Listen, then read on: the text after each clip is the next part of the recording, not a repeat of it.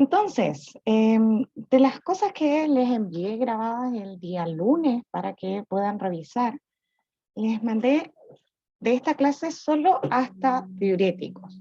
Tienen que recordar, seguramente lo han visto o lo están viendo en fisiopatología en paralelo, pero que la hipertensión arterial, cuando pensamos en la hipertensión arterial esencial, es básicamente un trastorno que tiene múltiples causas, ¿cierto? No tenemos solo una causa, a diferencia de lo que pasa con la hipertensión arterial, que es secundaria a otro proceso que pueda ser renal, ¿cierto? O que pueda ser de las glándulas suprarrenales, como el feocromocitoma, y donde vamos a corregir el proceso primario. En el caso de la hipertensión arterial esencial, tenemos alteraciones que van a llevar a aumentar el gasto cardíaco, y las resistencias vasculares periféricas, y por tanto el tratamiento se va a centrar principalmente en reducir estos efectos, los efectos a nivel cardíaco, a nivel vascular, a nivel de los vasos sanguíneos principalmente de resistencia, y también a nivel renal. De forma que tenemos fármacos diuréticos que van a forzar la diuresis y con eso reducir el volumen plasmático, y también incrementar la excreción de sodio, lo que va a llevar a reducir el gasto cardíaco. Mientras que también vamos a tener la regulación del eje renina-angiotensina-aldosterona, ya sea bloqueando la renina, que es la enzima que convierte el angiotensinógeno en angiotensina 1, inhibidores de la enzima convertidora de angiotensina, que es la ECA, y por tanto bloqueando la síntesis de angiotensina 2, o también antagonizando a nivel de los receptores de angiotensina, principalmente a nivel de los vasos sanguíneos, y también podemos bloquear entonces el efecto sobre el sistema nervioso simpático. Esto nos reduce por una parte las resistencias vasculares periféricas, pero también la contractibilidad del corazón y por ende entonces también el volumen sistólico y el gasto cardíaco. Y vamos a tener también fármacos que son beta bloqueadores, que van a antagonizar las acciones de la noradrenalina del sistema nervioso simpático a nivel cardiovascular, y finalmente fármacos que actúan a nivel central, que son los que menos utilizamos en la fecha. Respecto a los fármacos diuréticos, tenemos 3 familias de fármacos que actúan a diferentes niveles o por diferentes mecanismos a nivel de los túbulos renales. Diuréticos del tipo tiazida, que bloquean el transporte de sodio y cloruro, diuréticos de asa, que actúan en el asa de Henle, las tiazidas a nivel del túbulo distal, y diuréticos que vamos a englobar como ahorradores de potasio, que lo hacen principalmente a nivel del túbulo colector. Y ahí tenemos 2 tipos, inhibidores de canales de calcio y antagonistas de los receptores de aldosterona, de mineralocorticoides. Dentro de los diuréticos tiazidas, ¿les sonaban o no? La hidroclorotiazida, por ejemplo. Sí, la vimos en un caso. Sí, Sí, en uno de los casos apareció. en un caso. Y ahí era un paciente hipertenso en el que estaba indicado, o estaban buscando la acción diurética. ¿Qué características tenía ese paciente? ¿De acuerdo o no?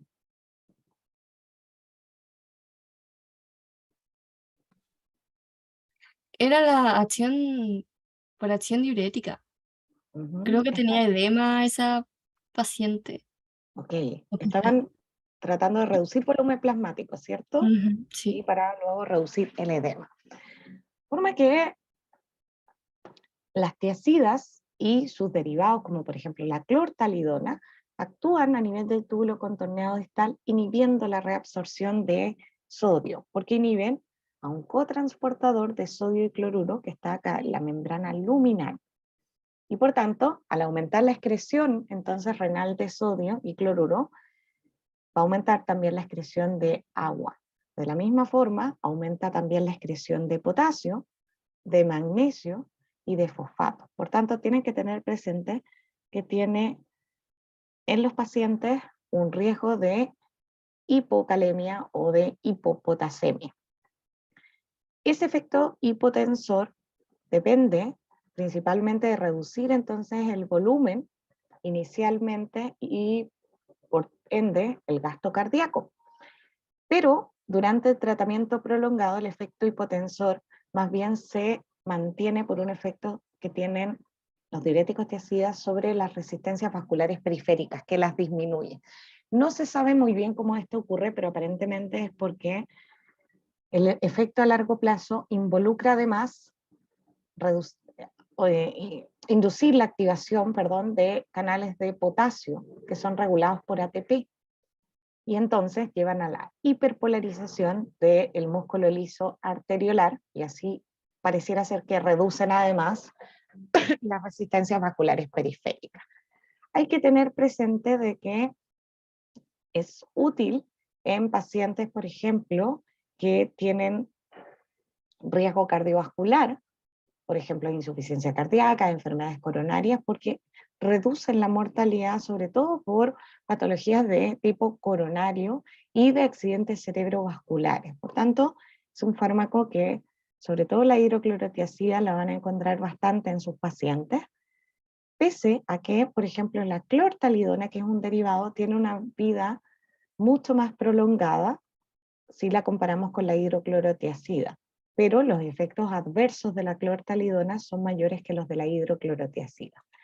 Generalmente la utilizamos en combinación, por ejemplo, con los diuréticos ahorradores de potasio, y entonces podríamos encontrar algunos fármacos que vamos a tener la hidroclorotiazida combinada con el triamtereno o con un antagonista de los receptores de mineralocorticoides, porque es una asociación muy efectiva para disminuir la presión arterial, pero como este tipo de diuréticos disminuye el potasio plasmático, combinarlo con un diurético ahorrador de potasio permite evitar el riesgo de hipocalemia. Esa asociación permite entonces tener ese beneficio. Luego también podemos combinarla con otros fármacos como beta bloqueadores, por ejemplo, o también vasodilatadores periféricos. Ya les mencionaba, principal riesgo de los diuréticos tiazida es derivan directamente de su acción renal. Como se pierde potasio a través de la orina al utilizar los diuréticos tiazídicos, entonces el riesgo de hipocalemia o de hipopotasemia es importante y es dependiente de la dosis, mucho mayor con la clortalidona que con la hidroclorotiazida. Eso hace que entonces elijamos la hidroclorotiazida por sobre la clortalidona. Y eso puede predisponer a que los pacientes que ya tienen una alteración cardíaca, ya sea una hipertrofia ventricular izquierda o una insuficiencia cardíaca, por ejemplo, tengan mayor riesgo de presentar arritmia. Y eso tienen que tenerlo presente en los pacientes que tienen alguna alteración cardiovascular. También reduce la excreción de calcio y por tanto una ventaja es que lo podríamos utilizar, por ejemplo, en un paciente adulto mayor con riesgo de osteoporosis. Sin embargo, están absolutamente contraindicados en pacientes que tengan falla renal. No podemos utilizarlos en estos pacientes y vamos a preferir la utilización de los otros diuréticos en caso que así lo necesitemos. Y en el caso de los varones, tenemos un efecto adverso relacionado con la disfunción eréctil, que no se ha establecido claramente si tiene que ver o no con los mismos efectos que tienen este tipo de fármacos a nivel renal. Pero tienen que tenerlo presente desde el punto de vista que esta puede ser una de las posibles razones de los pacientes para abandonar el tratamiento. Por tanto, tienen que efectivamente tener presente que sus pacientes podrían abandonar, los pacientes varones, el tratamiento con hidroclorotiazida y tienen que buscarlo entonces en sus pacientes. Además de eso, al efectivamente tener incidencia sobre los canales de potasio dependientes de ATP, pueden tenerlo sobre los que se encuentran en las células beta pancreáticas. Eso estaría reduciendo la secreción de insulina y por tanto no sería un medicamento adecuado en un paciente que ustedes tuvieran que fuera diabético. Tienen que pensar además que, derivado de su propio mecanismo de acción, pueden tener pacientes con hiponatremia, porque estamos inhibiendo la reabsorción de sodio a nivel renal, y eso puede ser particularmente importante en pacientes ancianos. Se fijan que sus efectos adversos ya nos están delineando en qué pacientes no podemos utilizar este tipo de fármacos. Presente también algunas interacciones como con fármacos anticoagulantes, donde van a reducir sus efectos, o glucósidos digitálicos, que son parte del tratamiento de la insuficiencia cardíaca. En relación a los diuréticos de ASA, estos van a bloquear ahora un cotransportador a nivel del ASA de Henle. Es un cotransportador de sodio, de potasio y de cloruro. Por tanto, van a favorecer la pérdida de estos tres iones: sodio, del calcio, del potasio, del cloruro, y también en estos pacientes pueden tener un incremento de la excreción de calcio. Ventajas de los diuréticos de ASA es que son mucho más potentes que los diuréticos tiazídicos, pero su acción es breve y por tanto no son tan eficaces desde el punto de vista de ser un fármaco antihipertensivo. Otra ventaja es que si tienen un paciente, por ejemplo, con falla renal o falla cardíaca, vamos a preferir estos medicamentos por sobre los diuréticos tiazídicos. Son muy efectivos como diuréticos, de forma que en cualquier patología en que necesiten efectivamente incrementar la formación de orina, es una indicación importante. Y además de ello, tienen un efecto vasodilatador que no se conoce bien el mecanismo, pero aparentemente puede ser independiente del efecto sobre la diuresis que tienen estos fármacos. Lo que se ha propuesto es que disminuyen la respuesta de los vasos sanguíneos a los agentes vasoconstrictores, como la angiotensina o la noradrenalina. Y en paralelo aumentan la formación de prostaglandinas, que son vasodilatadoras, de forma que tienen un efecto vasodilatador en paralelo de su efecto diurético. Tanto los fármacos anteriores como estos se absorben en el tubo digestivo, por tanto los podemos administrar por vía oral. En el caso de los diuréticos de ASA, lo podemos administrar en casos de emergencia por la vía intravenosa. Por ejemplo, si ustedes tuvieran un paciente con edema pulmonar agudo, en cuyo caso no van a preferir la utilización a través de vía oral, o en un paciente con una insuficiencia cardíaca grave, por ejemplo.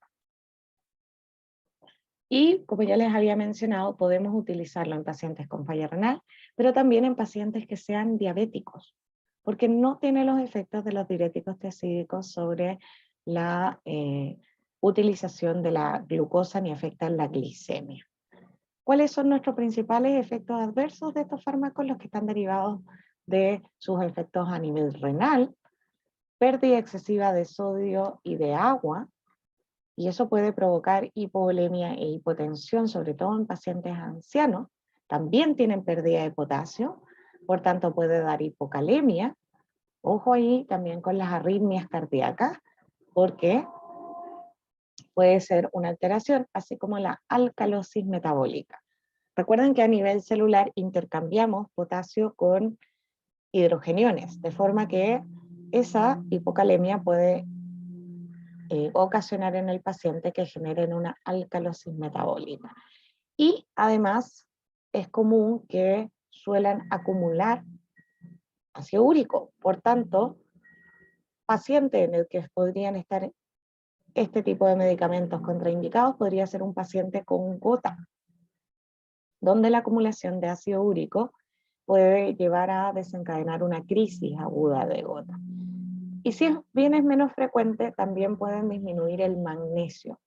Es mucho menos frecuente, deberían buscar más bien pérdida de sodio, de potasio, de forma más importante. La mayor parte, como se fijan, son relacionados a la pérdida de iones a través de su efecto diurético.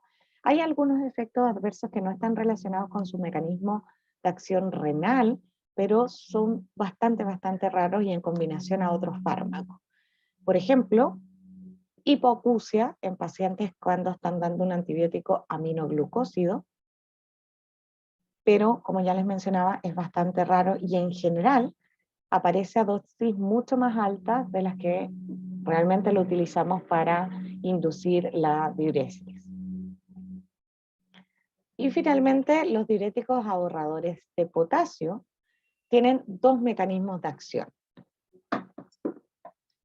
Uno es ser antagonistas de canales de sodio y por tanto están inhibiendo el intercambio de sodio y potasio en el túbulo contorneado distal y en el túbulo colector. Y la otra es que antagonizan el receptor de mineralocorticoides y en este caso también vamos a conseguir que se disminuya entonces la reabsorción de sodio por intercambio con potasio, de forma que están evitando la eliminación de potasio y entonces por eso le llamamos diuréticos ahorradores de potasio. Esa es una ventaja respecto a las tiacidas, donde pierden potasio y por tanto podemos utilizarlos en asociación. De estos, en general, los antagonistas del receptor de aldosterona, como la espironolactona o la eplirona, tienen un efecto diurético que es más bien limitado cuando los usan por sí solos. Por tanto, en general los utilizamos de forma asociada a otros fármacos antihipertensivos o también podemos utilizarlos en pacientes que tienen insuficiencia cardíaca. Mientras que aquellos que son inhibidores de los canales de sodio, como el triamtereno o la amilorida, son bastante similares desde el punto de vista de la eficacia diurética que tienen. Ambos actúan también en el túbulo distal y colector y entonces inhiben la reabsorción de sodio y la excreción de potasio. Todos los podemos utilizar en conjunto a diuréticos tiacida o diuréticos de asa. Y principalmente sus reacciones adversas dependen del efecto que tienen a nivel renal. Como están ahorrando potasio, evitando su excreción, pueden generar ahora una hipercalemia o una hiperpotasemia. Eso significa que van a tener que estar monitoreando las concentraciones plasmáticas de electrolitos cuando lo utilicen, sobre todo en pacientes, por ejemplo, que tengan insuficiencia renal o que estén con algún tratamiento que incremente las concentraciones plasmáticas de potasio, como por ejemplo los antagonistas de receptores de angiotensina, de receptores adrenérgicos o los inhibidores de la enzima convertidora de angiotensina, que muchas veces los mezclamos para el tratamiento de la hipertensión o de la insuficiencia cardíaca. Dependiendo, sobre todo los antagonistas de la aldosterona, de los receptores de la aldosterona, pueden tener efectos sobre otros receptores de corticosteroides y entonces parte de los efectos adversos de ellos tienen que ver necesariamente con la acción sobre los receptores de progesterona y andrógeno en tejidos diferentes del riñón, de forma que en mujeres pueden generar trastornos menstruales y también podríamos tener atrofia testicular o ginecomastia en varones. Y tenemos algunos trastornos gastrointestinales, pero eso es bastante común con la mayoría de los fármacos y por tanto no son especialmente relevantes desde el punto de vista de incrementar la mortalidad, por ejemplo, del paciente, como sí sería incrementar la concentración de potasio. ¿Cuándo los utilizamos? Los utilizamos, ¿cuándo creen que utilizamos los diabéticos? O sea, perdón, los diuréticos. Aparte de la hipertensión, tienen acá una larga lista.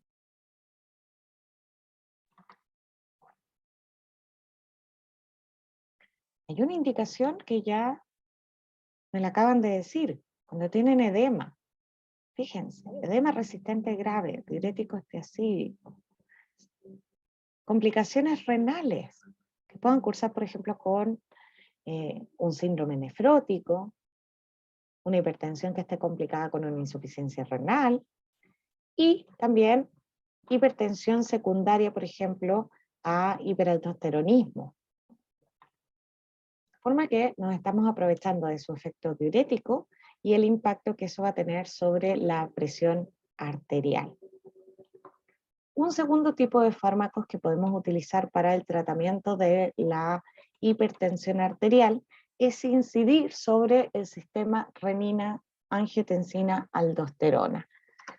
Recuerden que aquí tenemos un sistema hormonal que está formado por varias enzimas que van a tener efectos a nivel cardiovascular para regular la presión arterial y la homeostasis de volumen. Por tanto, ¿se acuerdan de dónde se generaba esa renina? ¿Qué producía la renina? ¿Dónde viene la renina que circula? ¿Cómo llegamos a la Los renina? riñones, ¿no? Es renal, efectivamente. La liberación de renina está influida, si se fijan, por una disminución de la presión de perfusión renal, es decir, de la arteriola aferente, de la filtración glomerular y de la actividad simpática, que va a inervar efectivamente las células yuxtaglomerulares y por tanto estimulan la liberación de renina, que actúa como una enzima para convertir el angiotensinógeno a angiotensina 1. Ese angiotensinógeno proviene del hígado y luego que se convierta en angiotensina 2, esta enzima que se llama enzima convertidora de angiotensina, que ¿dónde estaba? ¿Se acuerdan dónde está? En el pulmón. Principalmente a nivel pulmonar, pero también en el endotelio renal tenemos enzima convertidora de angiotensina, pero principalmente a nivel pulmonar. Y la enzima convertidora de angiotensina da origen a angiotensina 2, que se une a sus receptores, principalmente los efectos cardiovasculares están mediados por los receptores AT1, y que llevan a tres efectos principales. Uno es un efecto a nivel de los vasos sanguíneos, vasoconstricción, ya sea por la unión a sus receptores o de forma indirecta, estimulando la liberación de noradrenalina a nivel de los nervios periféricos simpáticos, un efecto a nivel renal que implica aumentar la reabsorción de sodio y por ende entonces la retención de agua en paralelo con la excreción de potasio, y también vamos a llevar a un efecto más a largo plazo de la angiotensina, que es el crecimiento, la hiperplasia y la hipertrofia vascular. De forma que el sistema renina-angiotensina podemos bloquearlo a nivel de la renina, que es la primera enzima de la vía, a nivel de la segunda enzima, que es la enzima convertidora de angiotensina, o a nivel de los receptores de angiotensina. Y luego, recuerden que la angiotensina 2 estimula la producción ¿de quién? De aldosterona. De aldosterona, que es la encargada de la reabsorción, de estimular a nivel renal la reabsorción de cloruro de sodio y por ende de agua. Entonces, desde ese punto de vista, van a estar, si ustedes bloquean la producción de angiotensina 2 o los receptores de angiotensina, también van a bloquear la secreción de aldosterona. Dentro de los inhibidores de renina tenemos solo uno aprobado a la fecha, que es el alisquiren, que inhibe directamente a la renina porque se une a su sitio catalítico. De esa forma no puede tomar el angiotensinógeno y convertirlo a angiotensina. Por tanto, inhibe su mecanismo de acción de la renina. Y desde ese punto de vista, si no se forma angiotensina 1, tampoco se debería formar angiotensina 2. En general, este es un fármaco que tiene baja biodisponibilidad oral, pero tiene una vida media de 24 horas. Eso permite que ustedes lo puedan dar una vez al día. Sin embargo, ojo con la alimentación, porque los alimentos que son ricos en grasa disminuyen su absorción oral. De forma que lo ideal sería que el medicamento se tomara en ayunas o en periodos en que el paciente no esté consumiendo alimentos. De ese fármaco que se absorbe, viaja principalmente unido a proteínas plasmáticas y generalmente se elimina a través de la bilis o a través de las heces.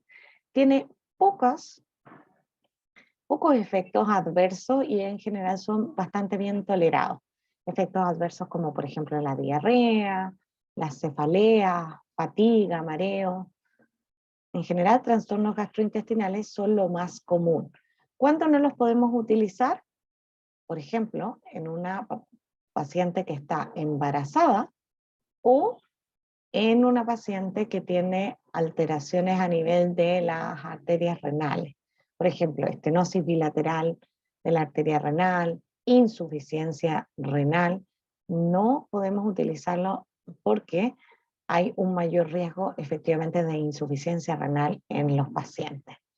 También pacientes que tienen, por ejemplo, problemas como cirrosis biliar, eso va a evitar que se elimine este fármaco y que se acumule entonces a nivel circulante. ¿Con qué más no lo recomendamos? Es que lo asocien, por ejemplo, con un inhibidor de la enzima convertidora de angiotensina o un antagonista de los receptores de angiotensina. Sin embargo, en general, los inhibidores de la renina no se utilizan tanto como si los inhibidores de la enzima convertidora de angiotensina. ¿Por alguna razón es eso o no hay una razón evidente el por qué se ocupa más los SECA, por ejemplo, y no de renina? En general, porque ustedes tienen alteraciones, la mayor parte de los pacientes que tienen alteraciones de función renal o, por ejemplo, son pacientes diabéticos donde pueden tener alguna predisposición a una alteración renal. Entonces, si fueran solo hipertensos no habría problema, pero no son fármacos de primera línea.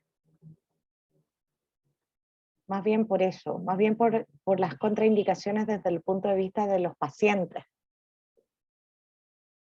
Más que por otra razón.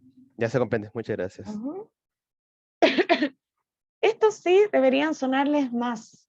¿Les suena el enalapril o el captopril? Sí, se ocupan harto. Hay otro, un pariente que se llama lisinopril. Ese puede que les suene menos. El primero de este grupo de fármacos fue el captopril. Y a partir del captopril entonces empezaron a diseñar el enalapril, el lisinopril. Básicamente, todos ellos bloquean a la enzima convertidora de angiotensina. Eso disminuye entonces la presión arterial de los pacientes hipertensos, pero no en los pacientes donde tenemos una presión arterial normal, sino que en aquellos que son hipertensos. Y si ustedes bloquean la enzima convertidora de angiotensina, entonces van a disminuir la formación de angiotensina 2. ¿Cierto? Ese sería el mecanismo de acción. Pero, ¿qué debería pasar en paralelo? ¿Qué esperarían ustedes? Que pasara, por ejemplo, con la angiotensina 1.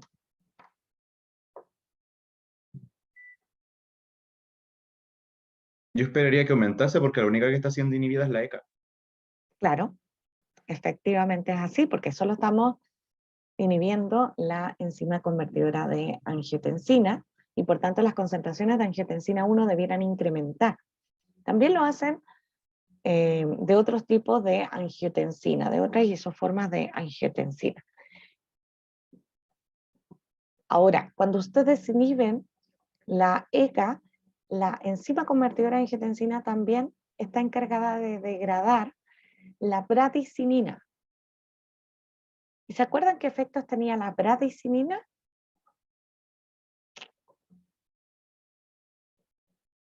Que pudieran ser útiles para la hipertensión arterial. Que es vasodilatadora. Es vasodilatadora, perfecto. Aumenta la formación de óxido nítrico en el endotelio. Y el óxido nítrico es vasodilatador. Y de prostaglandina es vasodilatadora. Pero una de las consecuencias importantes de inhibir la ECA es que también uno de los efectos adversos que puede aparecer en los pacientes es que tengan tos. Entonces, ojo, paciente con inhibidores de la enzima convertidora de angiotensina que presenten tos y que les relaten tener tos luego de iniciado el tratamiento. Esa podría ser una de las potenciales razones para que ustedes suspendieran el tratamiento y lo cambiaran por otro en los pacientes. Por ejemplo, que pasaran de un inhibidor de la ECA a un antagonista de los receptores de angiotensina. De forma que lo que van a tener es que disminuyen la resistencia vascular periférica, pero al hacer eso, lo que van a tener es que en paralelo aumentan la formación de óxido nítrico y eso lleva al efecto vasodilatador. Otra de las ventajas que tienen es que, recuerden que estamos evitando la formación de angiotensina 2 y eso también debiera tener impacto sobre la secreción entonces ahora de aldosterona. Vamos a tener además que los inhibidores de la enzima convertidora de la angiotensina han mostrado tener efectos tanto cardio como renoprotectores y por tanto podemos utilizarlos no solo en pacientes con hipertensión arterial, sino por ejemplo un paciente que ha sufrido un infarto agudo al miocardio, después de que lo ha sufrido y ya tienen controlado el paciente, o un paciente que esté en un riesgo de una cardiopatía isquémica. También podemos utilizarlo para prevenir, por ejemplo, la progresión hacia una insuficiencia renal crónica. ¿Cuándo no podemos utilizarlo? Recuerden que vamos a tener un efecto a nivel a nivel arteriolar, principalmente sobre la arteriola eferente. De forma que aumenta la dilatación de la arteriola eferente más que de la aferente y eso disminuye la presión hidrostática capilar glomerular. Por tanto, desde el punto de vista renal podrían tener una disminución bastante pequeñita de la fracción de filtración con estos medicamentos. Pero como tienen un efecto renoprotector, evitan que aquellos pacientes que puedan estar sufriendo de una nefropatía progresen a una insuficiencia renal y que ustedes puedan medirla como. ¿Cómo saben que un paciente ha progresado a una insuficiencia renal? ¿Qué les indica? No escuché la pregunta, oli- ¿cómo fue? Ah, perdón, Max. la oliguria y la anuria. Ok. ¿Y qué pasa con las proteínas? Si se tomaran ustedes un examen de orina Ah, ahora claro. Sí, estaría con microalbuminuria y después progresa a proteinuria. y progresa a proteinuria. De forma que este tipo de fármaco, principalmente lo que se ha visto es que esa progresión de microalbuminuria a proteinuria es la que frenan. Por tanto, así, el paciente no progresa a una insuficiencia renal. Y eso podría ser importante en un paciente que no solo es hipertenso, sino que además es diabético. Donde ustedes saben que dentro de las complicaciones en un paciente diabético está efectivamente el daño a nivel renal. Tienen buena eficacia en general. ¿Son fármacos de elección o no? Pueden partir tratando a sus pacientes con enalapril, por ejemplo, o captopril en una hipertensión? Sí, sí se puede. Sí. ¿A qué otro fármaco podrían asociarlo? Si necesitaran un segundo fármaco. Puede ser al beta bloqueo. Ya, podría ser un bloqueador de canales de calcio, podría ser, por ejemplo, un diurético, como la hidroclorotiazida, también podría ser un diurético tiazídico. Pueden efectivamente asociarlos a todos estos fármacos. ¿Y qué tienen que tener presente? Efecto dosis dependiente sobre la presión arterial, ¿cierto? Por tanto, la hipotensión puede ser importante en pacientes que ustedes puedan estar con monoterapia y tienen que prevenirlo después de la primera dosis. Si se les da ese efecto, tendrán que reducir la dosis si está como monoterapia. O, por ejemplo, en un paciente que tiene insuficiencia cardíaca y que lo tratan con un diurético de asa. Están disminuyendo el volumen, están causando vasodilatación y eso podría causar una hipotensión que pueda ser importante en los pacientes. Como ya les mencionaba, que al inhibir la enzima convertidora de la angiotensina, bloquean la degradación de bradicinina, esa bradicinina podría generar tos. Por tanto, es uno de los efectos adversos más frecuentes que tienen que buscar en estos pacientes. Y también pueden tener inflamación de los tejidos, como angioedema, principalmente por la acumulación también de bradicinina. Lo que es más terrible no es que tengan edema en extremidades o esta inflamación dolorosa, que sería el angioedema, sino que lo tuvieran en las vías respiratorias. Y eso sería una alerta inmediata para descontinuar el uso de este medicamento.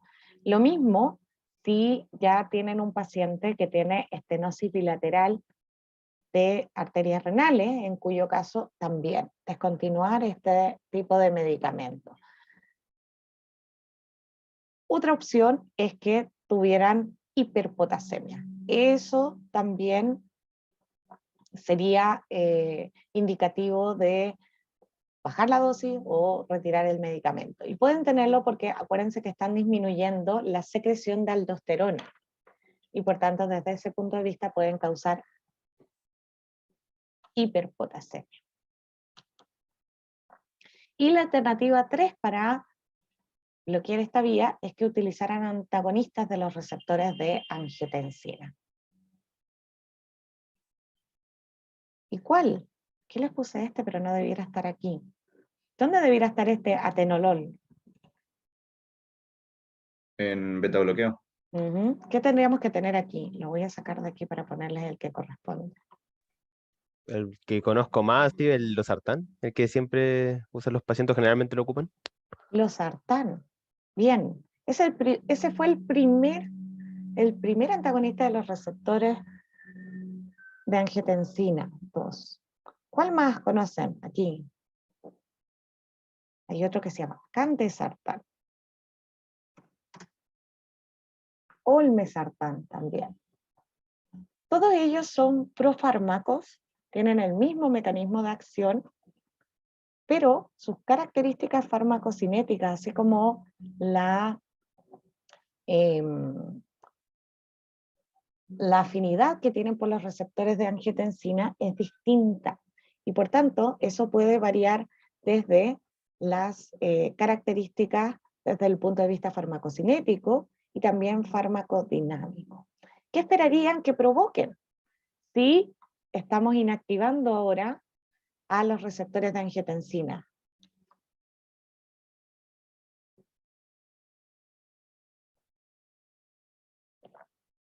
¿Dónde encontramos receptores de angiotensina?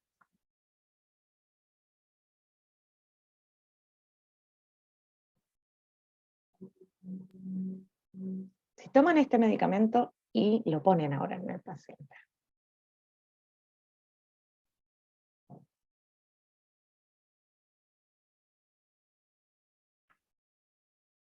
Había dicho que los receptores de angiotensina estaban a nivel vascular. Y por tanto, si yo los bloqueo, ¿qué debería causar? Ya sabemos que vamos a causar reducción de la presión arterial, pero ¿a expensas de qué? Generaría un efecto vasodilatador. Vasodilatador. Y aquí tienen una diferencia importante, por ejemplo, para preferir un ARA2 respecto a un inhibidor de la ECA. Y es que, como no están bloqueando la enzima convertidora de angiotensina, estos medicamentos, hasta la fecha, no se ha descrito que produzcan tos. De forma que si tienen un paciente tratado con inhibidores de la ECA y que presenta tos, podrían cambiarlo por un ARA2 si el mecanismo de acción está reduciendo de forma efectiva la presión arterial. Otra de las ventajas es que no generan hipertensión de rebote si el paciente suspende bruscamente el tratamiento. También tienen efecto renoprotector. Por tanto, pacientes que tengan nefropatía diabética o que sean diabéticos, es un fármaco que podemos utilizar sin problema. Y la otra característica que mantiene similar a los inhibidores de la ECA es que la mortalidad asociada a eventos cardiovasculares, incluido el accidente cerebrovascular, también es menor.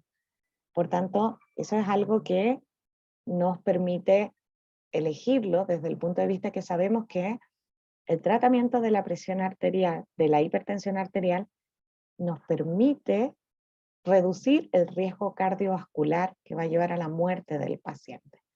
¿Cuáles son los principales efectos adversos? Los mismos que tienen los inhibidores de la ECA, a excepción de la tos. Hipotensión, pueden llevar a un deterioro renal que es reversible, también no lo utilizamos en pacientes con estenosis bilateral grave, y si se fijan, lo que hemos incrementado es la vida media. El candesartán es el que tiene una vida media mayor, una acción más prolongada. Pero con el losartán tienen una vida media que en promedio es de unas 8 horas. Y ya tenemos algunos de mayor vida media como el irbesartán, que se usa menos en Chile. En realidad el que más utilizamos en general es el losartán. ¿Por qué? Porque como tal dura 8 horas, pero una vez que se metaboliza, el metabolito de losartán también es activo respecto al bloqueo de los receptores de angiotensina, pero con un efecto mucho más prolongado. Por tanto, lo utilizamos en hipertensión arterial, cuando tenemos pacientes, por ejemplo, diabéticos, pacientes que son jóvenes, pacientes que tienen un riesgo de presentar alteraciones cardíacas como insuficiencia cardíaca, hipertrofia ventricular izquierda, o pacientes diabéticos y que además son hipertensos, para evitar entonces que progresen con una o más complicaciones de su diabetes, como la nefropatía o la neuropatía diabética. ¿Los usamos de primera línea, entonces? ¿Creen que sí o no? Yo creo que sí. Sí, también. ¿De qué depende que elijan un fármaco u otro? Además de porque se lo diga la guía clínica. Porque próxima semana vamos a ver un caso simple de hipertensión arterial, pero van a tener que tomar decisiones. ¿De qué depende que ustedes como médicos elijan un fármaco o no? Yo creo que depende mucho de las características que tiene el paciente como tal. Y también, por ejemplo, intentar de ver ya este fármaco le puede ayudar y si afecta como algún efecto que sea no como bueno para el paciente y hay otro que haga el mismo efecto o parecido y no haga ese efecto secundario, también dárselo ahí. Y también como las comorbilidades que pueda tener el paciente también. ¿Y la Eso edad del como eso. paciente? También. ¿Qué pasa con las arterias, por ejemplo, en un paciente adulto mayor? ¿Por qué en algunos pacientes utilizamos bloqueadores de canales de calcio cuando son adultos mayores? Creo que de por sí los adultos mayores están un poquito más como duras las arterias. Por ejemplo, ¿Qué nos haría, por ejemplo, elegir un beta bloqueador por sobre un fármaco que actúe sobre el sistema renina, angiotensina, aldosterona?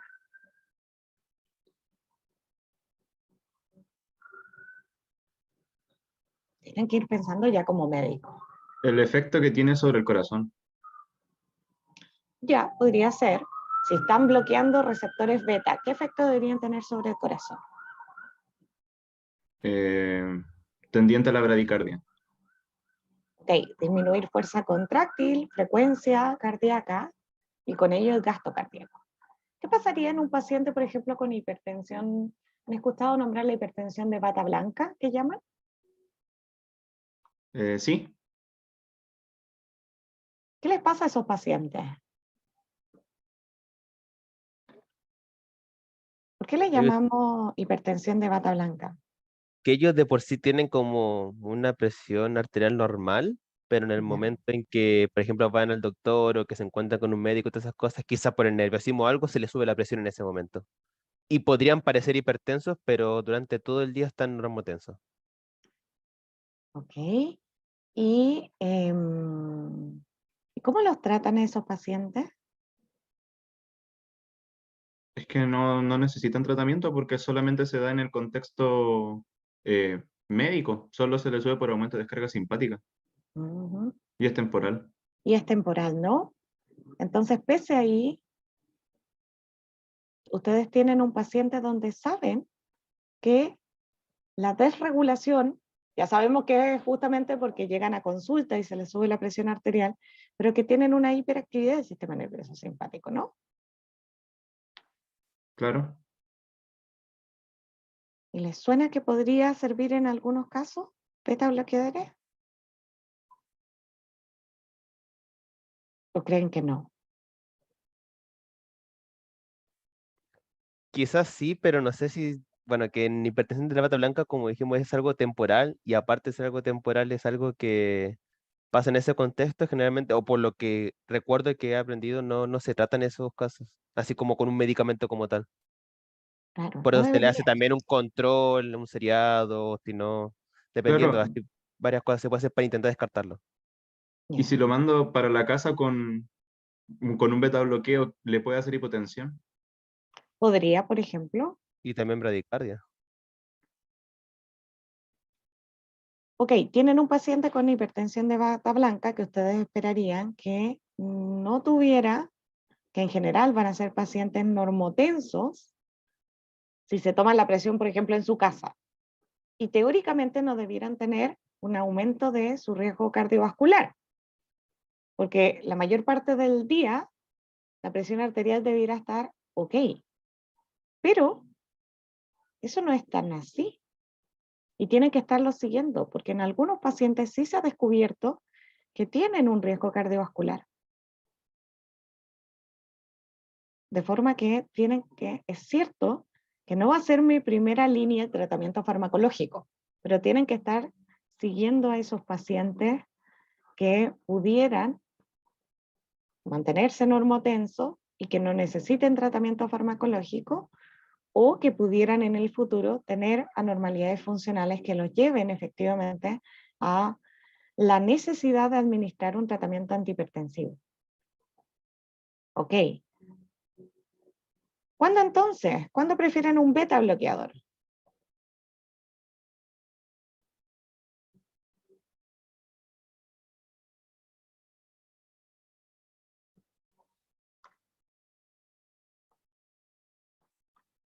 Por ejemplo, yo lo preferiría como en un paciente con insuficiencia cardíaca. ¿Ya? ¿Por qué?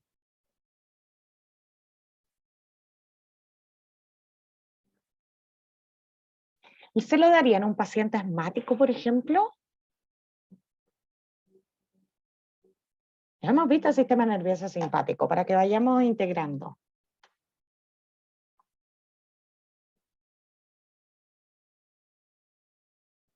Paciente hipertenso y asmático.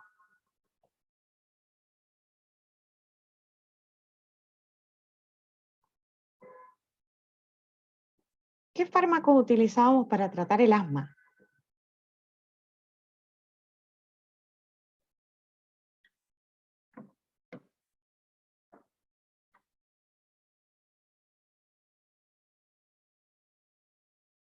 ¿Se acuerdan?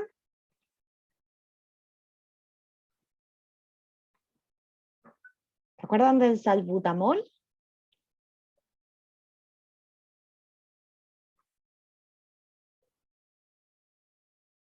¿De nombre al menos? Sí, profesor Butamol, sí, me acuerdo. ¿Y qué tipo de fármaco era? Acuérdense que les dije que más que los nombres me importan los grupos de fármacos. ¿Qué le dábamos a un asmático? Es un agonista beta 2 ese, el salbutamol. Ok, de receptores. Bien, agonista beta 2. Entonces, paciente asmático hipertenso. ¿Ustedes les darían un bloqueador no selectivo como el propranolol?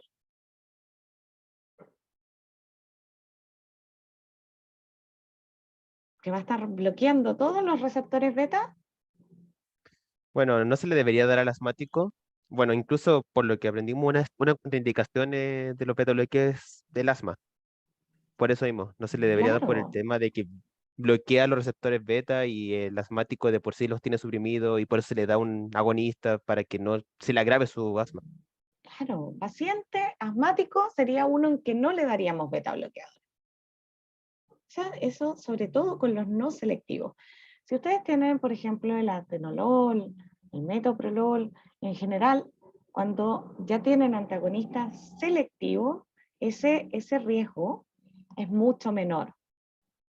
Ese riesgo de broncoconstricción es mucho menor. Pero cuando son no selectivos, como por ejemplo el propranolol, pueden causar una broncoconstricción grave, por tanto contraindicado en esos pacientes. ¿Se acuerdan que hacían sobre la glicemia?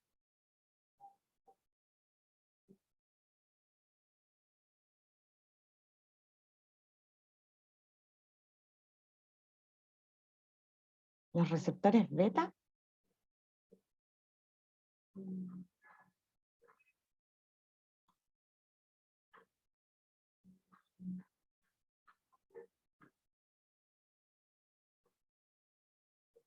acordarán?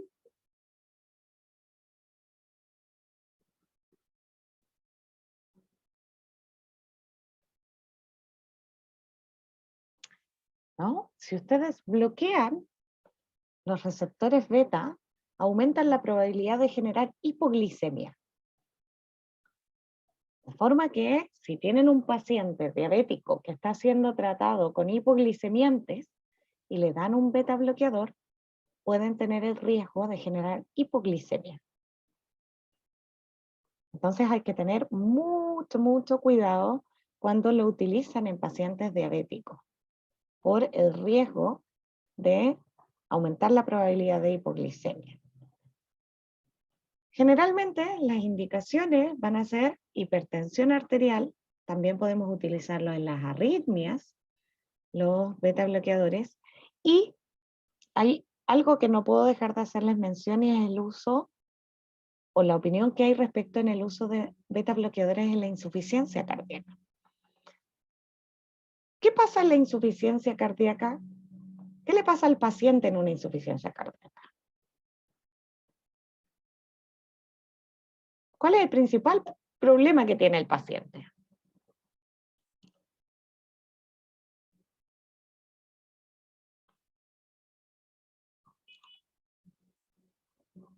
El corazón no va a poder funcionar correctamente para perfundir bien los órganos. ¿Ok? No puede, el bombeo no es eficaz, ¿no?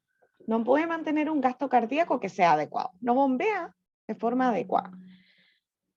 ¿Qué pasaría y qué hace un beta bloqueador?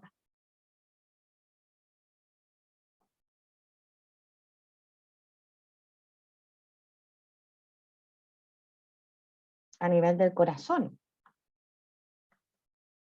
Disminuye el gasto cardíaco, la frecuencia cardíaca y la contractilidad. Y ahí hay un tema respecto a utilizarlos o no durante una insuficiencia cardíaca. Porque si ustedes le dan un beta bloqueador al paciente, podrían reagudizar en algunos casos la insuficiencia cardíaca. Pero hay algunos, como por ejemplo el alprenol, que actúa como un agonista parcial. Y entonces en algunos casos pudiera mantener un cierto grado de activación de los receptores beta 1, que en paralelo atenúe la respuesta cardíaca, por ejemplo, a el incremento de la actividad simpática. De forma que ahí es un poco discutible o no si utilizamos beta bloqueadores en la insuficiencia cardíaca. Hay toda una línea o una corriente que dice que no, que utilizar beta bloqueadores pudiera ser malo porque van a estar reduciendo aún más la actividad cardíaca. Sin embargo, lo que ha ocurrido en general es que se utilizan beta bloqueadores en dosis bajas, pero cuando los pacientes están bien compensados de la insuficiencia cardíaca. ¿Por qué? Porque en algunos pacientes lo que se ha demostrado es que favorecen la supervivencia, como por ejemplo algunos más modernos como el carvedilol. Y ahí sí tienen uno de más bien una generación nueva donde se ha utilizado en pacientes que tengan efectivamente insuficiencia cardíaca. Pero son fármacos que, si ustedes se fijan, el labetalol, el carvedilol y el metoprolol son bloqueadores tanto de receptores beta como de receptores alfa, sobre todo estos dos, el labetalol y el carvedilol. De forma que inducen, en el caso del carvedilol, antagoniza los receptores alfa 1, además de los receptores beta, y en el nebivolol, por ejemplo, que no está acá, lo que ustedes tienen, está en la anterior, antagoniza los beta, pero también promueve la síntesis de óxido nítrico endotelial, y eso lleva a vasodilatación. Y entonces, ambos se han utilizado en el tratamiento de la insuficiencia cardíaca. Por tanto, ¿para qué utilizamos antagonistas,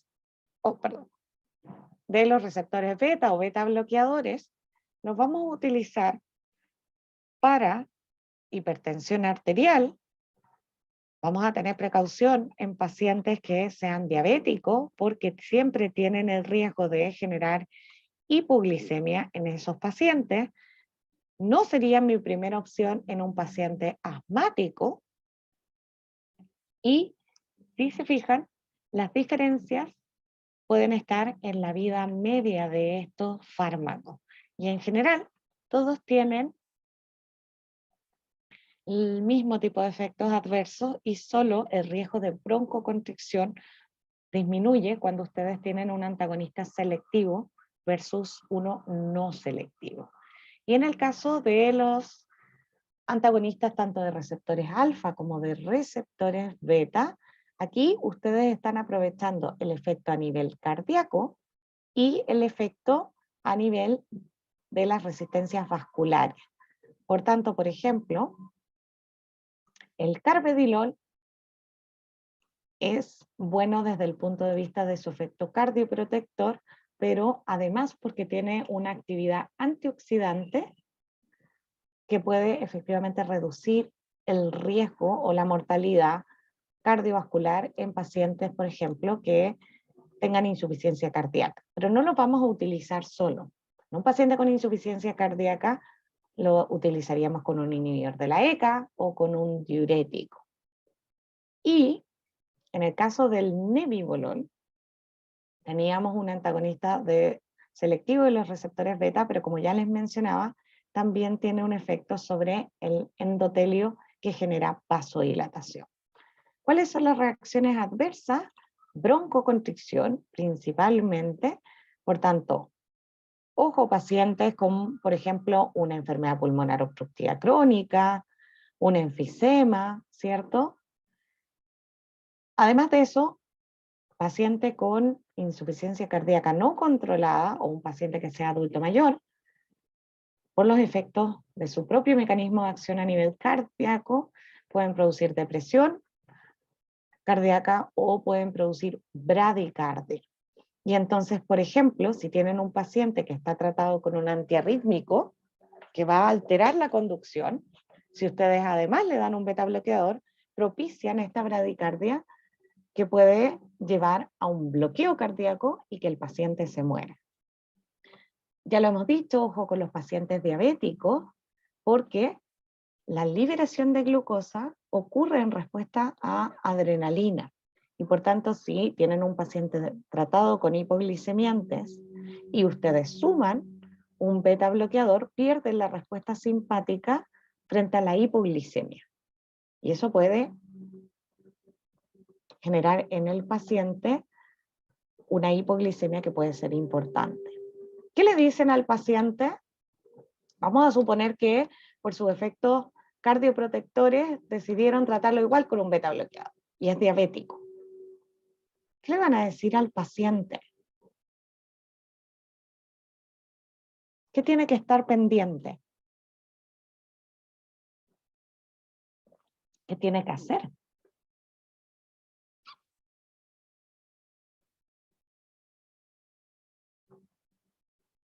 Vamos a suponer que yo soy su paciente, me acaban de indicar un beta bloqueador y yo soy diabética y les digo que me estoy tratando con metformina. Entonces tenemos que decir que que esté bien atenta con la glicemia para que no le dé hipoglicemia. ¿Ok? Y si me da hipoglicemia, doctor, ¿qué hago? Bueno, va a tener que comer algo dulce lo antes posible y si venir lo antes posible el doctor para suspender el fármaco. ¿Ok? O cambiar el fármaco o O reducir la también dosis. cambiarlo. Sí, Ajá, eso mismo. perfecto. Por tanto, tiene que estar efectivamente pendiente. Otro síntoma que su paciente podría referir es que se siente cansado, tiene astenia. Y eso también es producto de su mecanismo, porque recuerden que están reduciendo el gasto cardíaco.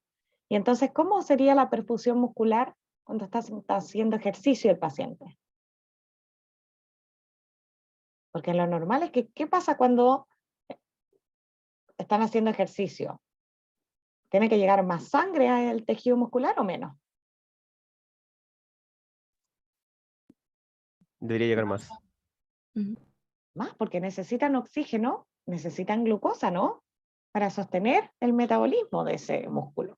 Y por tanto, al utilizar beta bloqueadores y bajar el gasto cardíaco, podrían reducir la perfusión muscular. Por tanto, sería común que el paciente refiriera cansancio y también que efectivamente ustedes tuvieran, por ejemplo, un paciente que les dijera que tiene las extremidades frías. Y eso tiene que ver con perder mecanismos vasodilatadores que están mediados, pero en los vasos cutáneos. Por tanto, no se extrañen con un paciente que por el beta bloqueo efectivamente tenga extremidades que estén frías. Estos son efectos menores en general. ¿Conocen estos bloqueadores de canales de calcio? ¿Les suena, por ejemplo, el nifedipino? Sí, ¿Ok? Y estos que son no dihidropiridina, el diltiazem y el verapamilo. también. Ok, todos ellos comparten la característica de inhibir canales de calcio dependientes de voltaje tipo L. Tienen diferencia selectividad respecto a los vasos sanguíneos y el corazón, y es lo que ven ustedes acá en esta tabla, pero ambos bloquean, si se fijan, tanto canales de calcio a nivel de los vasos sanguíneos como a nivel de las células musculares cardíacas. Todos los que están acá, del nifedipino en adelante, todos los que terminan en dipino, son los que conocemos como del tipo dihidropiridinas, por su estructura. Y si se fijan, son más selectivos, ¿por qué? ¿Por el corazón o por los vasos sanguíneos?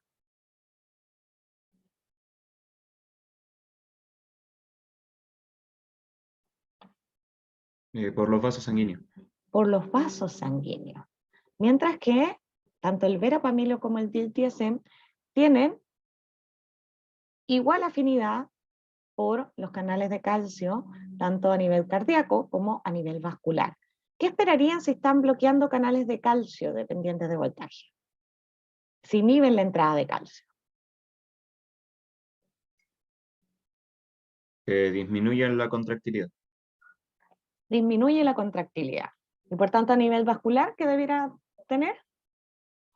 Vasodilatación. Vasodilatación, disminución de la resistencia vascular periférica. ¿Y a nivel cardíaco?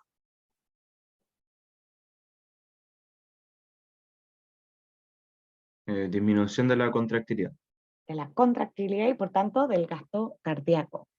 Otra de las características que tienen es que generan vasodilatación a nivel coronario y eso aumenta entonces el aporte de oxígeno y por tanto están reduciendo la contracción del corazón y entonces necesitan menos oxígeno para mantener el proceso desde el punto de vista metabólico y en paralelo están aumentando la perfusión al vasodilatar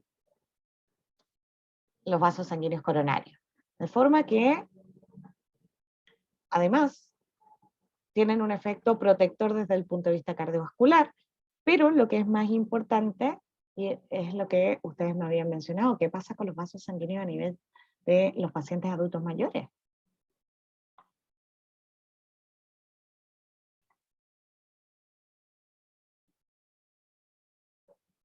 ¿Qué le pasaba a los vasos sanguíneos?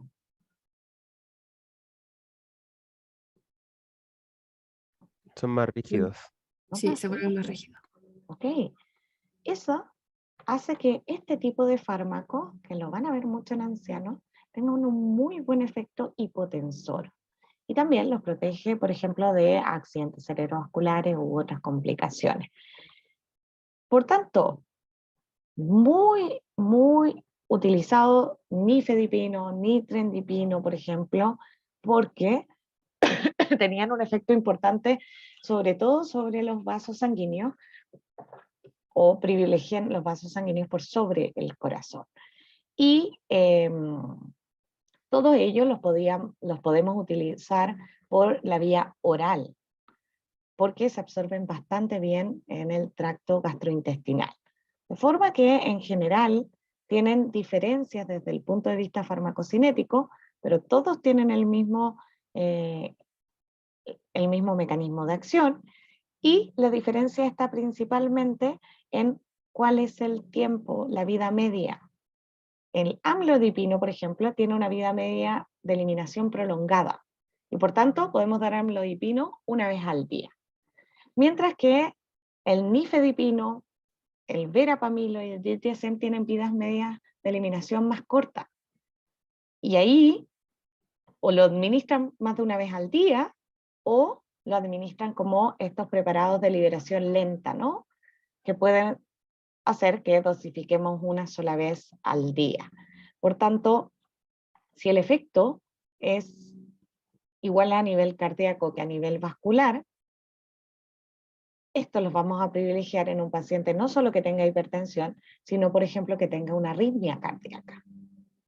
Mientras que todos estos de acá, los dihidropiridínicos, los vamos a favorecer en la hipertensión arterial.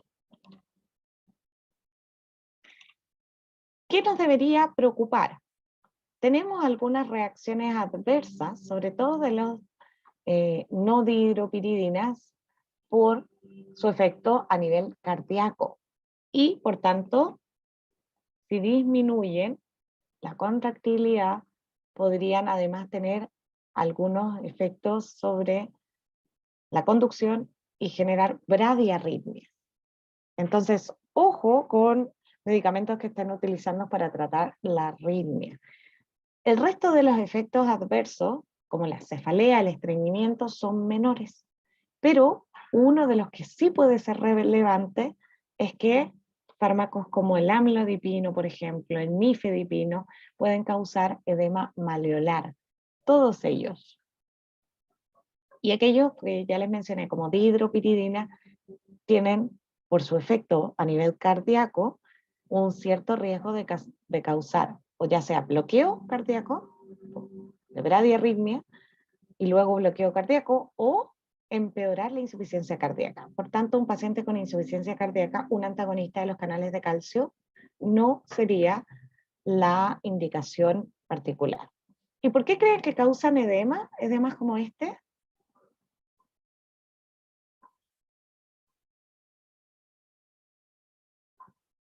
No sé, eso mismo le iba a preguntar. Es que la mecánica o cómo funciona el edema es porque hay algún tipo de presión que está aumentando, está disminuyendo. Puede ser hidrostático o puede ser oncótico, pero no sé por qué.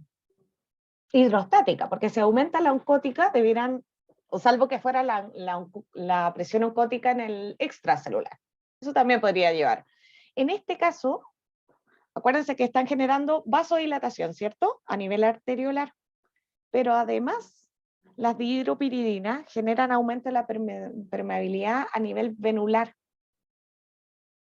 Y entonces, si aumenta la dilatación arteriolar, la cantidad de sangre que llega a nivel venoso es mayor, aumentando la presión hidrostática, y como tienen un efecto de aumentar la permeabilidad a nivel de las vénulas, entonces generan la situación idónea para que ese aumento de la presión hidrostática lleve entonces a la filtración de líquidos hacia los tejidos.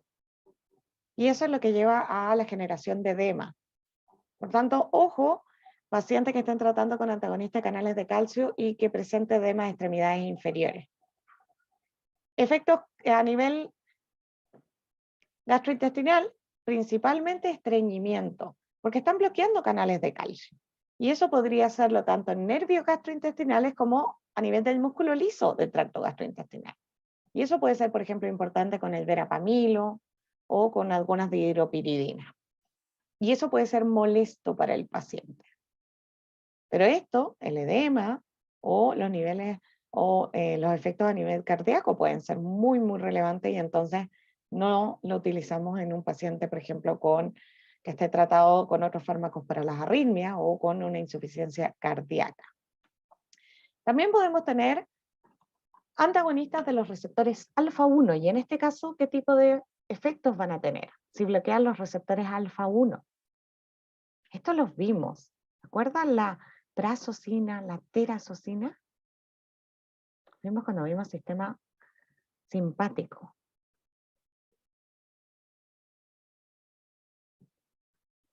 Sí, ¿Qué provocaban debiera la causar? vasodilatación, disminución de la presión Vaso. arterial. Perfecto, están en los vasos sanguíneos, por tanto causan vasodilatación. Y eso es lo que lleva a disminuir la presión arterial, ¿cierto? ¿Debieran generar algún efecto a nivel cardíaco?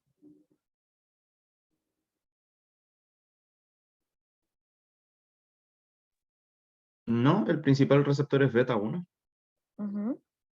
Y si son selectivos por alfa-1, menos posibilidad.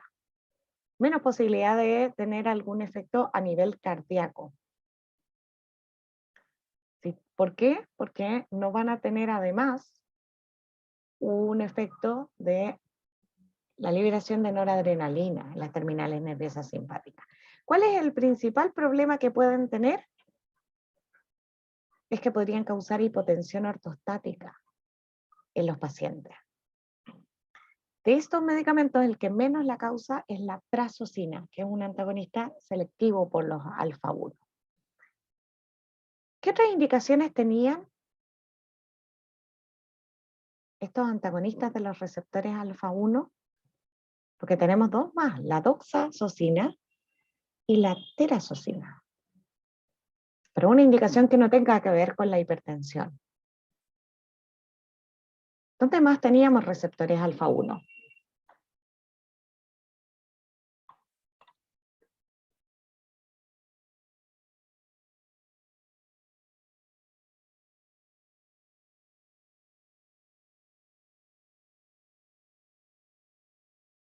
¿Recordarán?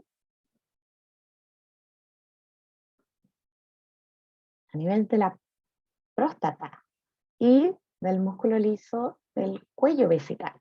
De forma que, por ejemplo, un paciente con hipertrofia prostática benigna, que tenga retención urinaria, podrían utilizarlo.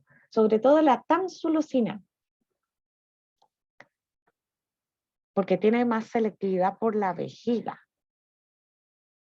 que por vasos sanguíneos. Pero en el caso de utilizar estos medicamentos, prazosina, doxazocina y terazocina, como antihipertensivos, los utilizamos.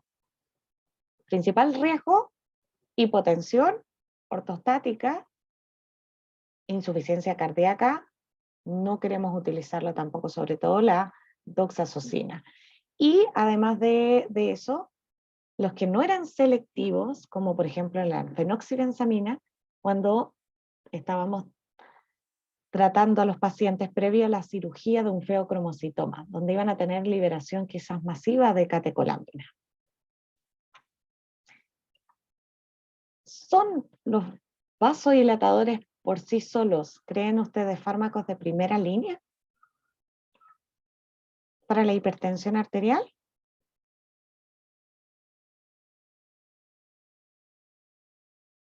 Yo pienso que no, pero no lo sé. Ningún vasodilatador por sí solo, que en general van en tratamientos asociados. Todos los vasodilatadores periféricos.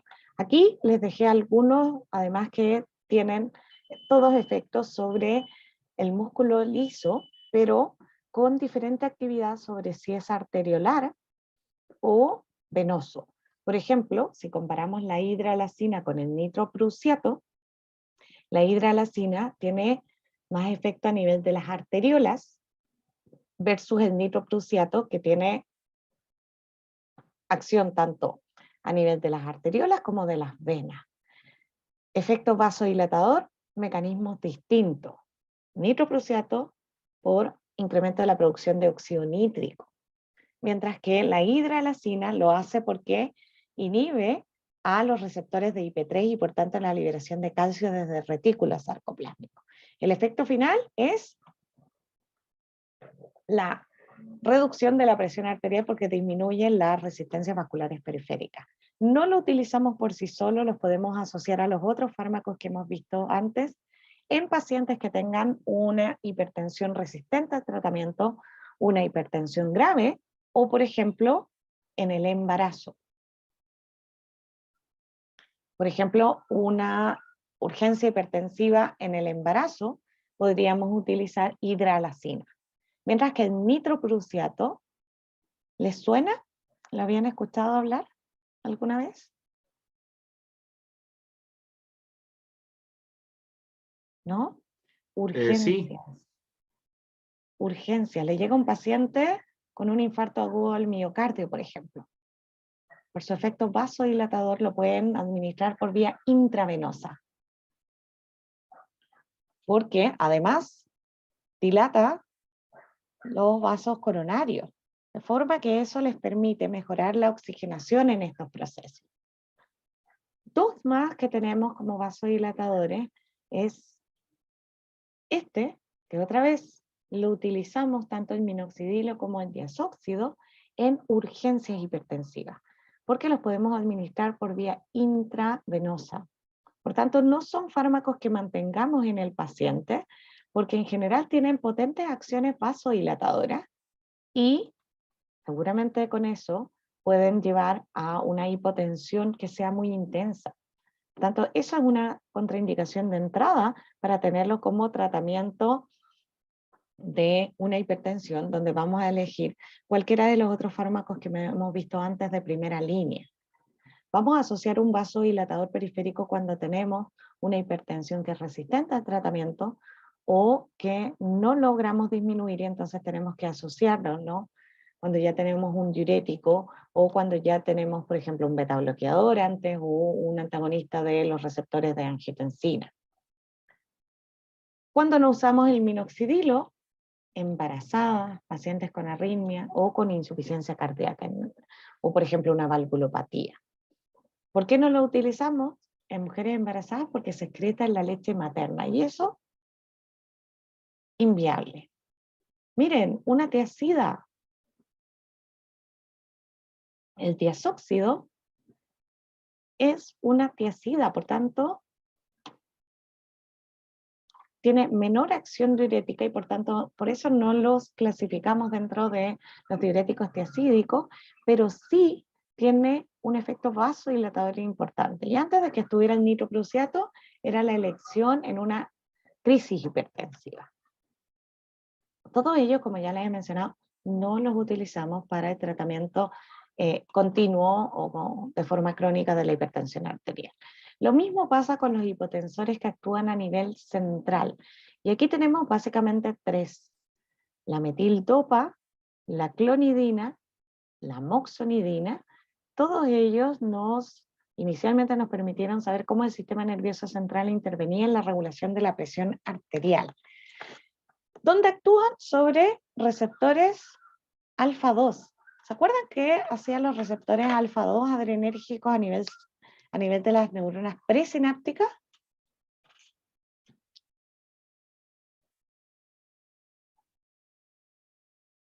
¿Cuál era Sí, su gracia? evitaba la unión de la vesícula y Ujú. la exocitosis del neurotransmisor. ¿De cuál neurotransmisor? No me acuerdo bien. ¿Era noradrenalina? Noradrenalina, perfecto. De forma que si ustedes toman estos fármacos, lo que están haciendo es reducir la hiperactividad del sistema nervioso simpático. ¿Por qué? Porque van a inhibir la liberación de noradrenalina de las neuronas presinápticas. Entonces, tanto la metildopa como la clonidina lo que van a hacer es efectivamente evitar la liberación de noradrenalina. ¿Y qué debiera generar eso? ¿Qué hacía la noradrenalina sobre el sistema cardiovascular?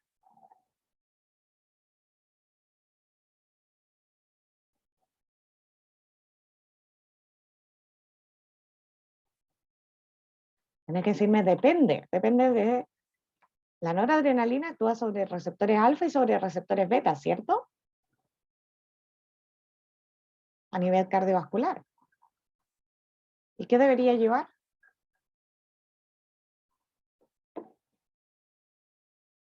Disminuir el gasto cardíaco y las resistencias vasculares periféricas. Ambos, porque no están liberando noradrenalina. Y por tanto la noradrenalina ya no se puede unir a sus receptores. Por tanto, ¿cuál sería el efecto principal adverso que podrían tener?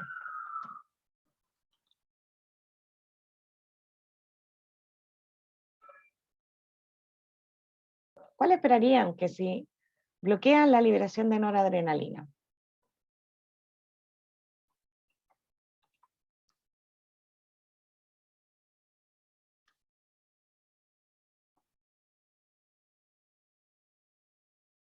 Hipotensión, disminución de la frecuencia cardíaca, Ok, hipoperfusión. ya, perfecto. Eso principalmente les pasa con la clonidina. Y es mucho menor, pasa también, pero es mucho menor con estos de acá, con la moxonidina y la rimenidina. También es mucho menor con la alfa-metildopa, que tiene una mayor selectividad por el efecto sobre los vasos sanguíneos y por tanto tiene poca repercusión sobre el gasto cardíaco, pero sí sobre las resistencias vasculares periféricas. Tampoco este tipo de fármacos son fármacos de primera línea y los reservamos, por ejemplo, la alfa-metildopa para el tratamiento de la hipertensión en las embarazadas y la clonidina prácticamente hoy día no la utilizamos salvo para cuando necesitan hacer el diagnóstico de feocromocito. ¿Cómo tratamos entonces la hipertensión? Lo vamos a abordar la próxima semana, pero ¿qué esperan ustedes? ¿Cuándo diagnostican que el paciente es hipertenso? ¿Cuándo saben que es hipertenso? ¿Qué valores de presión arterial van a tener de ese paciente? Y ustedes dicen, ok, el paciente es hipertenso.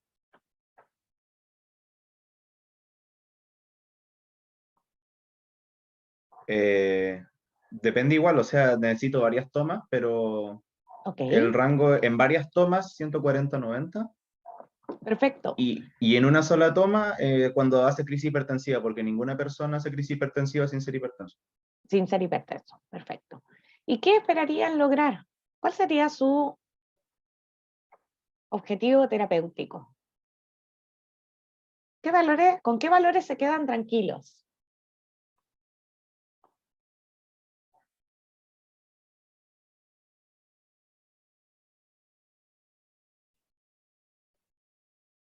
Si el paciente está con 140-90, ¿nos quedamos tranquilos? No. ¿Cuál sería su objetivo? Reducirla lo mayor posible y bueno, Paciente que ya tiene como algún riesgo cardiovascular sería mejor 120/80. Ya, menos de 130, 80 ya estaríamos contentos. Sí, Sí. igual depende, porque si hay pacientes que tienen otras comorbilidades y requieren como límites más estrictos. Claro, uno pensaría, o sea, uno tiende como al límite de 130/80, Ajá. pero hay algunos que necesitan tener menos, como dice Christopher, como 120/80 también. Claro. Lo ideal sería llegar a 120, 80.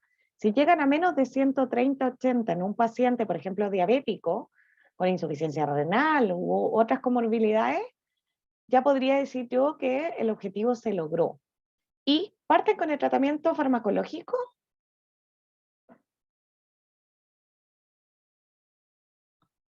Paciente que les llega, lo diagnosticaron diabético, hipertenso, perdón. Lo primero que van a hacer es un IECA, un ARA, un beta bloqueador, un antagonista de calcio, un diurético.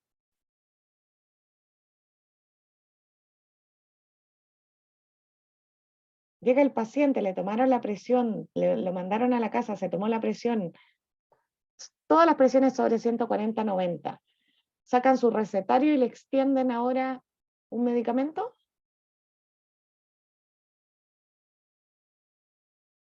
¿O no?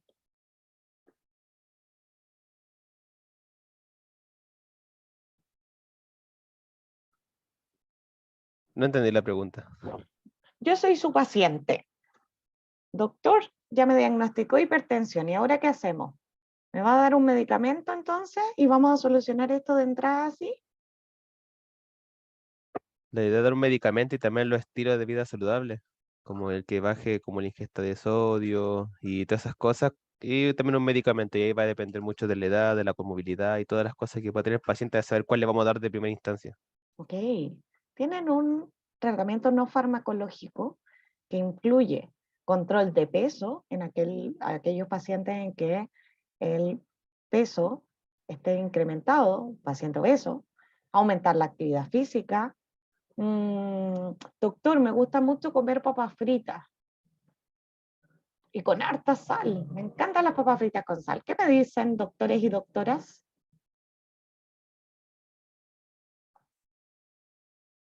¿Que siga comiendo las papas fritas con harta sal, que me gustan tanto? No, se le dice que saque la sal de la mesa. Ok, restringir la ingesta de sal, de sodio, ¿cierto? Y me gusta beber y además fumo. ¿Qué me dice? Que no haga ninguna de las tres. Nada, o sea, no puedo comer papas fritas, tengo que restringir el consumo de alcohol y dejar el cigarrillo.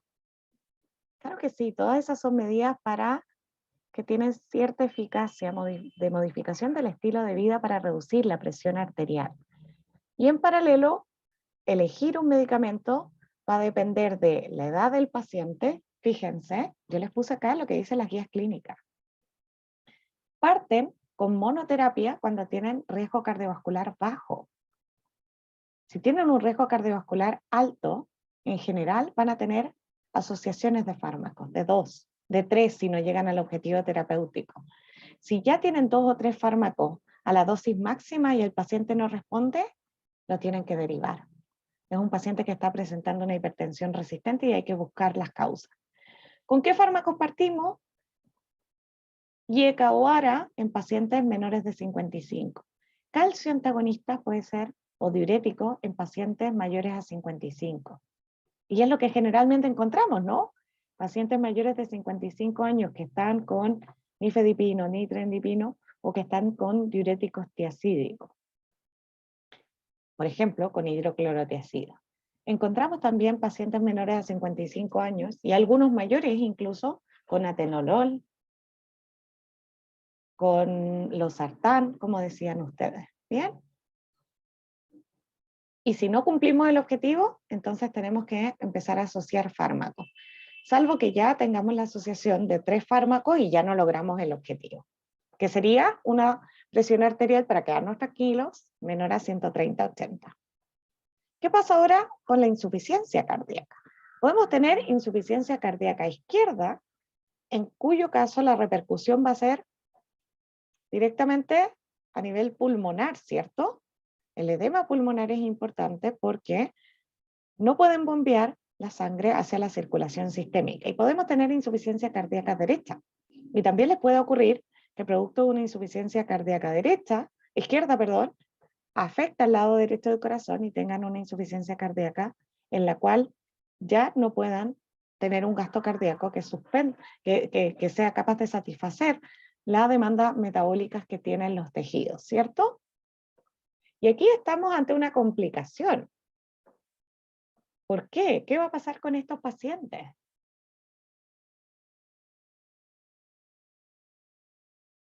Lo que ustedes mencionaban antes. Vamos a tener edema como uno de los principales signos del paciente, ¿no? Generalmente, ese va a ser un signo importante de sobrecarga de líquido. Si lo tenemos a nivel pulmonar, van a tener crépitos, por ejemplo, cuando ocultan. Vamos a tener ascitis, por una congestión hepática también, signos de congestión hepática, o del tracto gastrointestinal. Tenemos que reducir el consumo de sal en la dieta y si la enfermedad es leve, además podemos disminuir el edema a nivel tisular con algo de ejercicio, siempre y cuando el paciente no esté con una insuficiencia cardíaca grave. Y utilizamos fármacos que ya hemos visto que utilizamos para el tratamiento de la hipertensión arterial y que se los voy mostrando. ¿Qué es lo que vamos a favorecer? Que a nivel renal eliminen más sodio. Si eliminan más sodio, eliminan más agua, ¿no? Y eso puede ser particularmente importante para reducir los edemas. El que más me importa, el edema pulmonar. ¿Cómo lo hacemos? Con diuréticos. Y aquí vamos a utilizar diuréticos como por ejemplo los ahorradores de potasio, o también vamos a utilizar diuréticos como los diuréticos de asa, que son potentes diuréticos. Vamos a inhibir también sistema renina-angiotensina porque queremos evitar la síntesis y secreción de aldosterona, porque la aldosterona va a impactar en aumentar la reabsorción de sodio y de agua. Y eso no lo queremos en el paciente.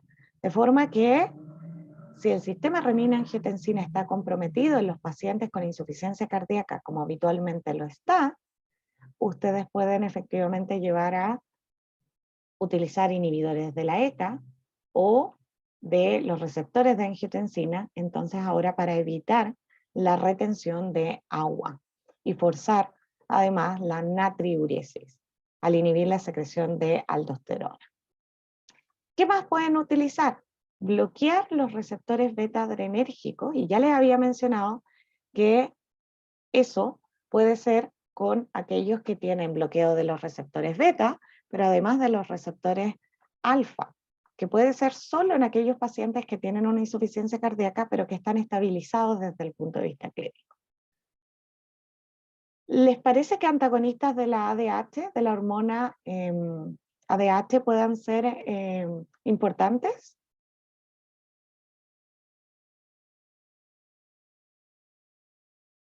¿Qué hace la ADH? Tiene dos efectos dependiendo del receptor que se una. ¿Ya? ¿Cuáles? En el riñón promueve la reabsorción de agua libre. Ok.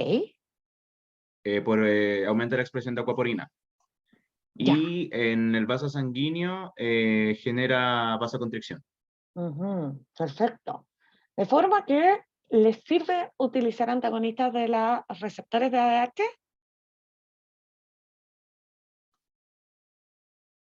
Sí. Sí, sí les sirve utilizar antagonistas de los receptores de ADH porque pueden efectivamente llevar a reducir el volumen plasmático y entonces ahora reducir la formación de edema. Y además pueden utilizar fármacos que sean vasodilatadores. Por ejemplo, trinitrato de glicerina, hidralacina, que lo vimos recién. ¿Qué es lo que necesitamos entonces? Nos va a llevar a reducir la precarga. por ejemplo, con los nitratos. Y eso mejora la supervivencia de los pacientes con insuficiencia cardíaca. Y finalmente, ¿cuál es nuestro problema principal en un paciente con insuficiencia cardíaca?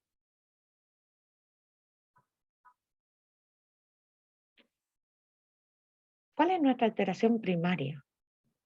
Que no llega suficiente sangre a todos los tejidos Sí, ¿por culpa de quién? del corazón. Ok. Que no, ¿Cómo solucionamos eso? ¿Cómo intentamos solucionar eso?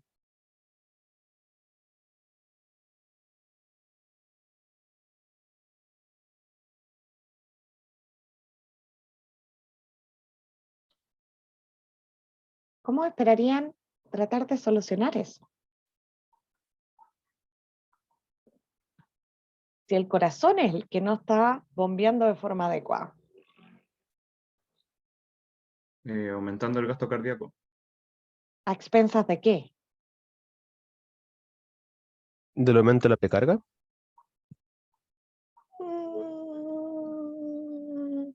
Depende, porque si aumentan la precarga, el volumen al interior del corazón va a terminar distendiendo mucho más.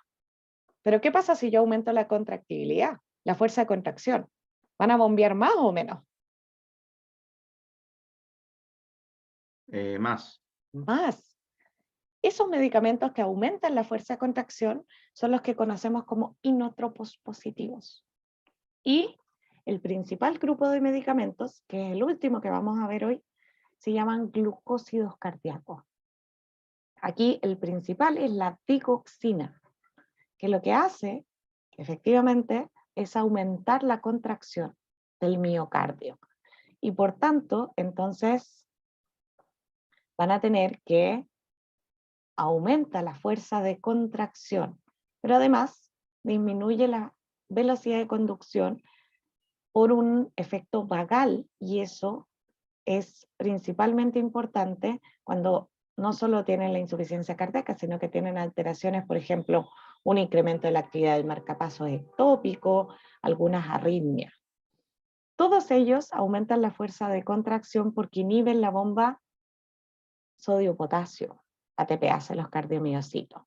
Esa inhibición de la bomba sodio-potasio, entonces lo que va a hacer es que, ¿qué pasa si inhibo la bomba sodio-potasio? ¿Puede salir sodio?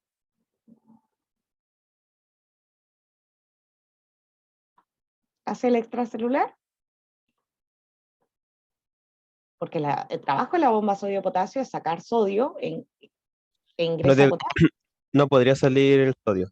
No puede salir el sodio. De forma que al aumentar el sodio al interior de los cardiomiocitos, entonces ahora esto va a llevar a que el intercambiador de sodio-calcio funcione en el sentido de sacar sodio en intercambio por calcio. Y si aumenta el calcio, aumenta la contracción del músculo cardíaco. Y eso es lo que lleva entonces a aumentar la fuerza de contracción cardíaca. Y hace que los glucósidos cardíacos aumenten la fuerza de contracción y que sean un medicamento que es útil en la insuficiencia cardíaca. Además, van a llevar a ¿qué van a hacer con el potasio?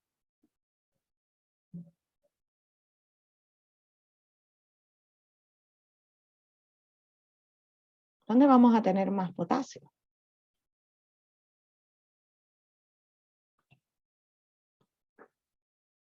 Se va a empezar a acumular en el extracelular. Ok, acumular en el extracelular. Y por tanto eso es algo que tienen que tener presente. Porque pueden tener un riesgo de arritmia.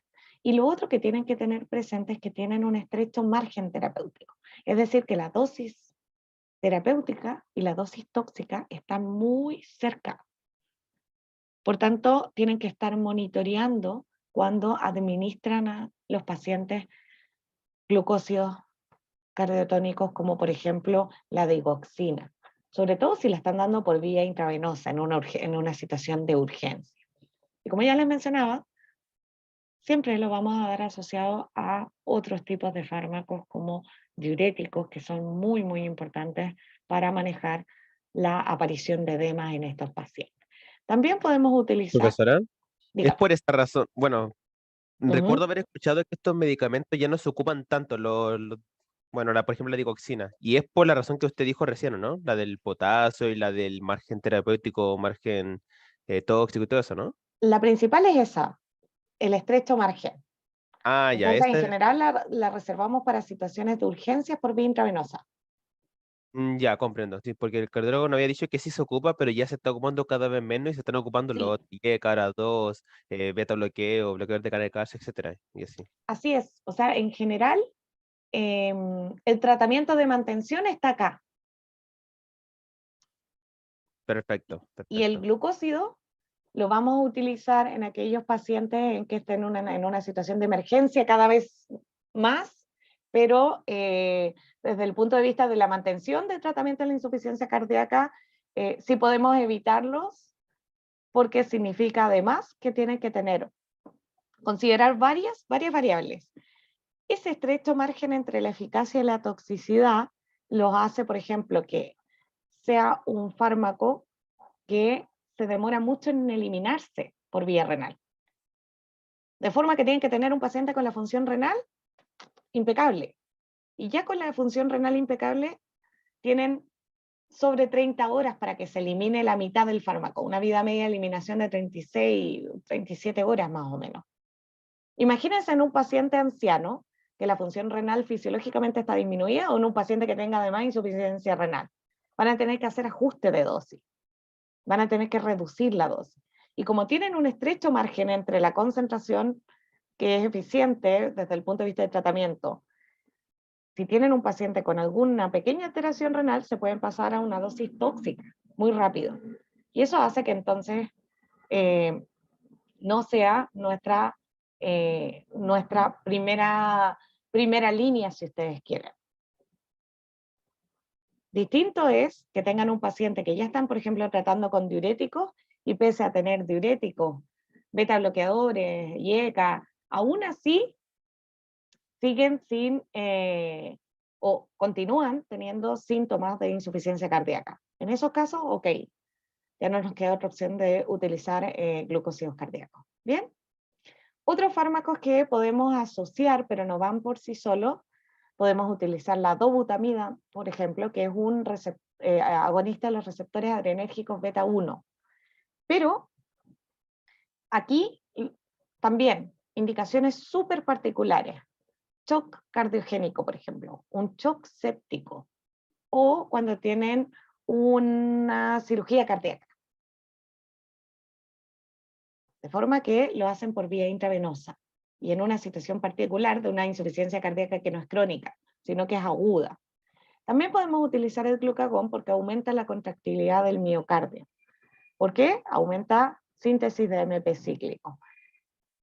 Pero no en un paciente otra vez con una insuficiencia cardíaca crónica, sino, por ejemplo, alguien que tuvo una sobredosis de beta bloqueadores.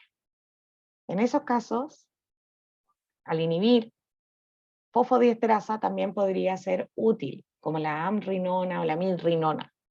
En esos casos aumentan entonces AMP cíclico y por tanto aumentan la contractilidad. Otra vez, no tienen la indicación primaria ninguno de estos fármacos, sino que en una condición más bien aguda. ¿Bien? Entonces, chicos y chicas, hemos cerrado ya esta parte de insuficiencia cardíaca e hipertensión arterial. Y ya la próxima semana, recuerden que el lunes tenemos prueba y que el miércoles de la próxima semana vamos a tener control de el artículo científico asociado a hipertensión arterial y luego caso clínico. ¿Bien?